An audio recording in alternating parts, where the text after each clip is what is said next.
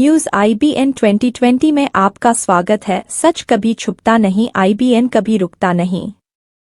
मैं हूं IBN की पहली AI news anchor Ananya. Varanasi Yogi Adityanath ने कानून व्यवस्था को लेकर स्पष्ट और आक्रामक संदेश देते हुए कहा कि प्रदेश में अपराध और अपराधियों के साथ किसी भी प्रकार का समझौता नहीं किया जाएगा। उन्होंने दो टूक शब्दों में कहा कि जो लोग कानून को चुनौती देंगे उनके खिलाफ कठोर कार्रवाई की जाएगी। मुख्यमंत्री ने जोर देकर कहा कि सरकार की प्राथमिकता जनता की सुरक्षा, शांति और सुशासन है और इस दिशा में किसी भी स्तर पर ढिलाई बर्दाश्त नहीं की जाएगी। सीएम योगी ने कहा कि अपराधी जिस भाषा और बोली को समझते हैं उन्हें उसी भाषा में जवाब देने का काम सरकार करेगी।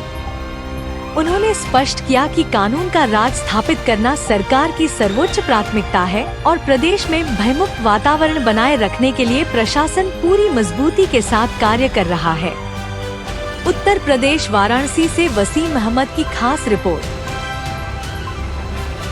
सुरक्षा का मॉडल क्या होना चाहिए, अब यूपी में वह उपलब्ध है। परिणाम है लाखों नौजवानों को काम मिल रहा है। अकेले गीडा में उद्योग लगे हैं। गीडा में पिछले 9 वर्ष में जितने उद्योग लगे इनमें 50,000 नौजवानों को अकेले गीडा ने अपने आप नौकरी दी है और कार्य दिया है। ये पूर्वी उत्तर प्रदेश, बिहार, नेपाल और देश के भी अलग अलग कोने से आने वाले युवा हैं जो आज गीडा में काम कर रहे हैं। अगर सुरक्षा का माहौल नहीं होता तो क्या ये संभव था? नहीं हो पाता। और इसीलिए सरकार ने तय किया है हम विकास सबका करेंगे, सुरक्षा सबको देंगे, योजनाओं का लाभ भी बिना भेदभाव के सबको देंगे। लेकिन अगर किसी ने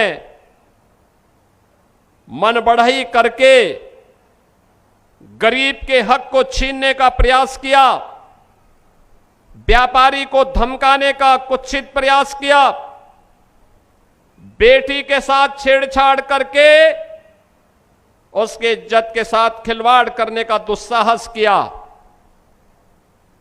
तो वह मान करके चले कि फिर सरकार उसको छोड़ेगी नहीं, वह पाताल में भी छुप जाएगा, वहां से भी उसको निकाल बाहर ला देगी। और सरकार की अपराध और अपराधियों के प्रति जीरो टॉलरेंस की नीति इसी भाव के साथ आगे बढ़ रही है। और आज उसी का परिणाम है प्रदेश में 50 लाख करोड़ रुपए के निवेश के प्रस्ताव प्राप्त हुए। 15 लाख करोड़ का हमने जमीनी धरातल पर उतारने का काम किया। 7.5 लाख करोड़ का हमारे पास तत्काल तैयार है, इसको कभी भी हम ग्राउंड ब्रेकिंग कर सकते हैं। लाखों नौजवानों को इसके माध्यम से कार्य मिला है, डायरेक्ट और इनडायरेक्ट रोजगार मिला है।